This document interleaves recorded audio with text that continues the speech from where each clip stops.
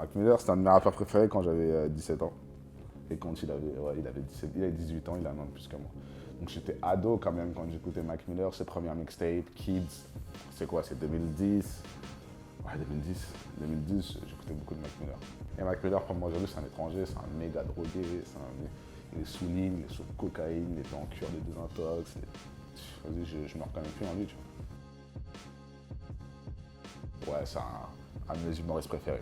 Un de mes humoristes préférés, j'en parle dans un des morceaux de l'album. Je fais la blague sur 1 plus rien plus rien, x 3 égale 3 fois rien. Et il y a plein de sketchs à lui qui sont mémorables. Ça c'est mon ex. Ça c'est mon ex. Donc c'est tout ce que j'ai à dire, c'est mon ex. J'étais avec lui hier aussi, Alpha One. Vraiment, c'est. Pour moi, après, ça veut dire. C'est une oreille de. Comment dirais-je? De quelqu'un qui l'a vécu après.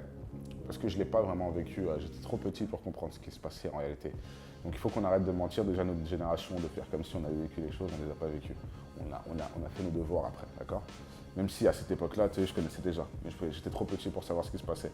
Mais quand je me suis recontextualisé, j'ai tout réécouté, etc., etc. Pour moi, Temps mort, c'est le Nouveau Testament, genre en français. Avec Alpha One, on a eu des débats de ouf sur Temps mort, parce que c'est un bousier de rap aussi. On a beaucoup débattu sur des trucs de Temps mort, etc. J'ai déjà écrit, c'était nul ce que j'ai écrit, mais j'ai déjà écrit. Enfin, je fais des expériences avec le sommeil, moi.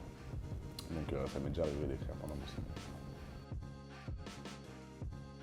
Amour, argent, regret, espoir.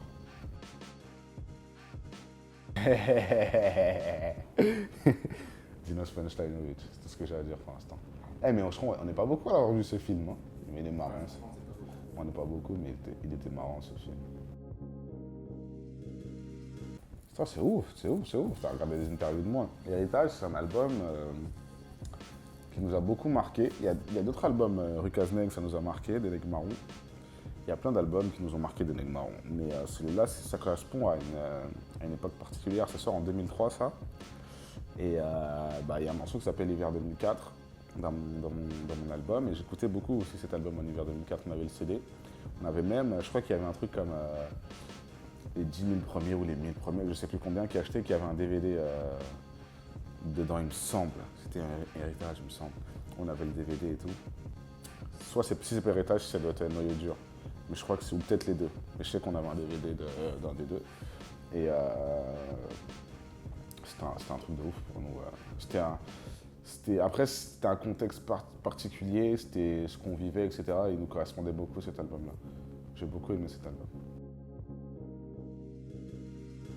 J'étais là, j'ai niqué des darons, cousin, je vais pas te mentir. Non, c'est les débuts. C'est les débuts et ouais, ça rappelle beaucoup de bonnes choses. Youssou N'Dour, Les pleurs du mal. Les pleurs du mal. Et il y a une chanson magnifique de Youssou N'Dour qui s'appelle 7 Seconds. 7 secondes. Et c'est une chanson que j'aime beaucoup aussi. Donc ça compte. Très important, Youssou N'Dour. Un des rappeurs que je trouve... Après, c'est trop facile parce que vu qu'on est étroitement liés, mais c'est vraiment un artiste que je trouve talentueux. Je l'ai découvert en 2004 en attendant l'album de Cynic, si je dis pas de conneries. Un morceau qui s'appelait Urban Poesy, et je trouvais ça vraiment bien.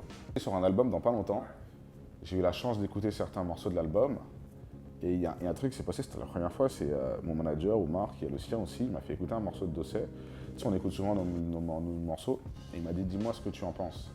Et j'ai écouté le morceau, à la fin du morceau, je lui ai rien dit. Genre, c'était la première fois, je lui ai rien dit parce que je savais pas quoi dire. En fait, il n'y avait rien à dire, le morceau était tellement ouf. J'ai rien dit. J'ai juste regardé, j'ai dit. Et j'ai dit, ne parlons pas de ce morceau. Genre, faisons comme si ça n'avait rien passé. J'ai pas envie de donner le titre, mais c'était choquant. C'était méga choquant.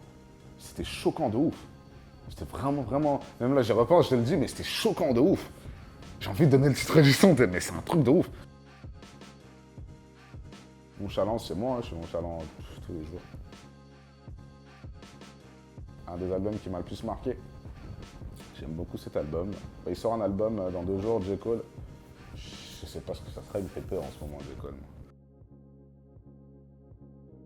Oh, t'as regardé quelle interview de moi comme ça? Pas du tout. Oh, Audacity. Audacity, le premier logiciel que j'ai su manier pour enregistrer des sons. Je connais pas mes paroles. J'ai un problème. Mais tu sais, des fois, il y a des gens qui citent des paroles sur Internet et tout. Et genre, je me dis, mais c'est dans quel son que j'ai dit ça? Et limite, je me dis, oh, mais ça c'est bien, mais c'est quel son? Genre, j'ai envie de la ressortir la phrase, je me rappelle plus. Ah, j'ai un problème avec les paroles. Mais là, j'apprends là en ce moment, j'apprends mes sons. Mais tu sais, en vrai, c'est comme je dis, ce sont mes pensées que je retranscris sur papier. Donc, je sais pas à quoi j'ai pensé à 9h48 tout à l'heure, tu vois. Donc, ce sont mes paroles. C'est- Et les gens connaissent mieux mes paroles. Tu vois, il y a des rappeurs, je connais mieux leurs paroles qu'eux, parce que j'ai plus écouté les chansons. C'est que tu connais les paroles de beaucoup de classiques, mais les tiennes. Bah oui, c'est normal, mais il y a des gens des auditeurs qui connaissent mieux les paroles que moi, c'est normal. Je suis sûr qu'il y a des morceaux de Forest Hill Drive que je connais mieux que J. Cole, des morceaux de Blueprint que je connais mieux que Jay-Z, frère. Il y a des morceaux de Temps Mort que je connais mieux que Booba, enfin voilà quoi.